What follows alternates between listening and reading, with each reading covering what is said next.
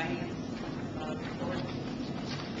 It's the item 8A is the ratification of bills payable for May and the financial statements for April 2007. It's the administration's recommendation that the Board of Education ratify the bills payable for May 2007 and accept the subject financial reports for the month of April 2007, which have closing balances, total revenues, and expenditures as indicated on the green sheet provided on the schedule. Motion by Mrs. Hannah. Okay. Second by Mrs. Anderson. Comments?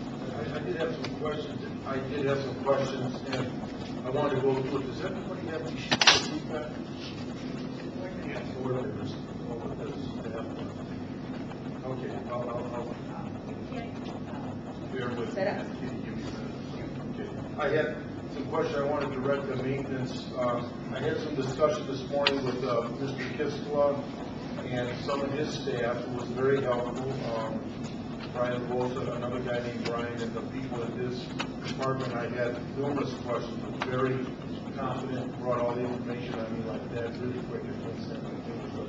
A couple questions that I did get answered was, this is the Jim Overhaul and Maintenance Department Supervisor. When our guys are going to Granger, when they're going to Ace Hardware, they have a free reign to go purchase whatever they need. Is it based off a work order? Who's checking that? Based off the work order to get our approval. Before they do it, or is it afterwards? I mean, if you're in the middle of a job, They'll call it and they get a purchase order deposit. If it's over $100, then they'll get either my assistant or my approval for the purchase. I wondered what the Don't track to the PO from what bill would be money. All right. Another issue or question I had was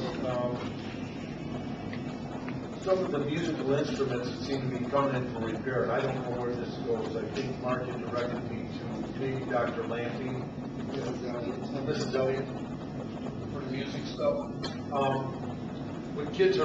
When we're bringing in instruments for repair, are the kids being assessed for the damage that they're doing to these instruments, or are we just repairing them and just giving them back to them?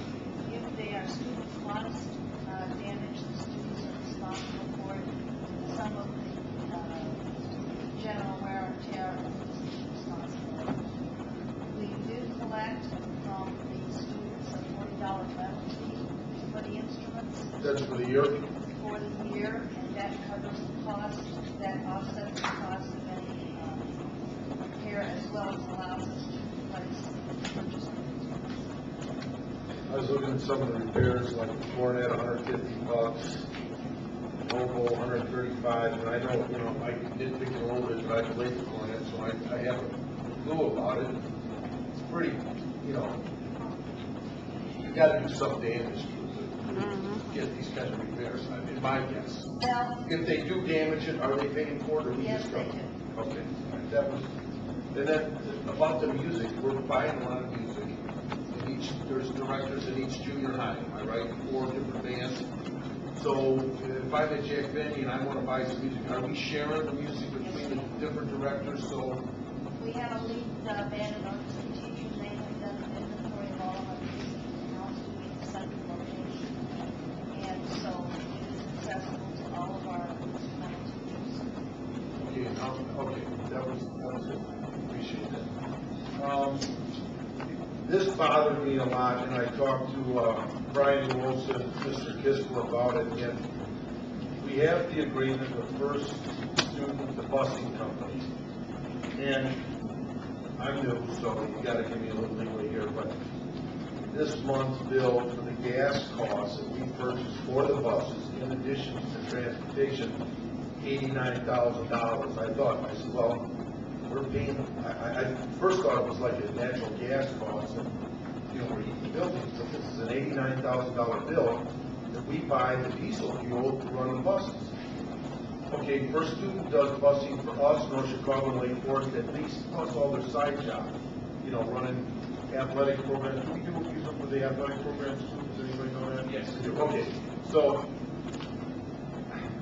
I find that real hard to track that gas usage. how many gallons are we buying, and this is an initial discussion that Mr. Wilson said he was gonna follow up on, but to me, it kind of shocked me a little bit that we're buying 3/4 of their usage out there. Was that the right number? Or was it 4/5? Yes.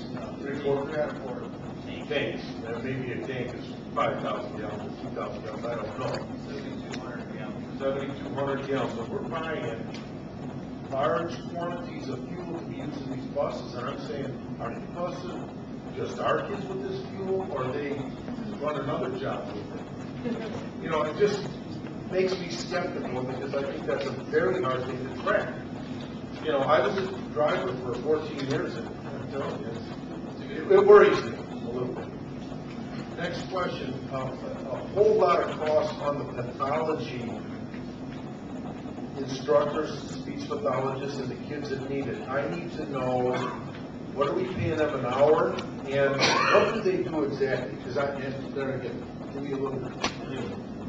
We have not been successful in getting enough speech pathologists that we hire as district employees. We've had to go to contracted agencies to get them. Each agency has a different hourly amount. I have to get that list for you. Give me a ballpark, 50, 80, 100 an hour? I'm not even, can't even quantify it. I don't know. Would anybody here, somebody must know what we're paying these people.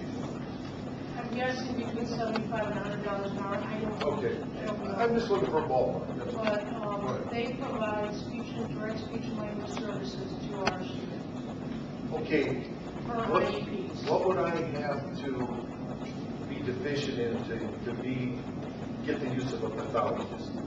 You have to qualify for special education in the area of speech and language. Must have a communications disorder that, I'm a speech pathologist. We have to have a communications disorder that is identified under the law as being one that can handicap a child and limit his or her potential for success in life. Those problems may include articulation problems, language deficiencies, receptive and or expressive language, voice problems, stuttering or fluency disorders, cleft palate, hard of hearing. All of those services fall within the realm of speech pathology. Say that again. Well, I'm glad we have one right in our midst. It seems an awful lot of speech pathology going on, and I just, And I agree with you, and primarily at the younger languages. A lot of our students with disabilities between 3 years old and third grade fall in speech and language issues. So that's where the bulk of our services are being provided. okay, and of course, I know we're monitoring and making sure the kids are getting some out. It just kind of caught my attention. It's been a chronic problem, Mr. Horn, for a long time. Pardon me? It's been a chronic problem here for a long time. And the administration has tried numerous ways to induce more hiring. And as a result, there's been a lot of contracting out. Okay, on page 13 here, I have a bill here that I couldn't get answered, but it says we're paying for an interpreter, Chicago area interpreter, $319, short notice. Do we have to go somewhere to find an interpreter? Could you repeat Page 13. Yeah, the check's already written, but it's the Chicago area interpreter. I believe that's for sign language Oh. services. Okay. And if we have a late notice of a meeting or an activity or a parent is just telling us they don't want to. That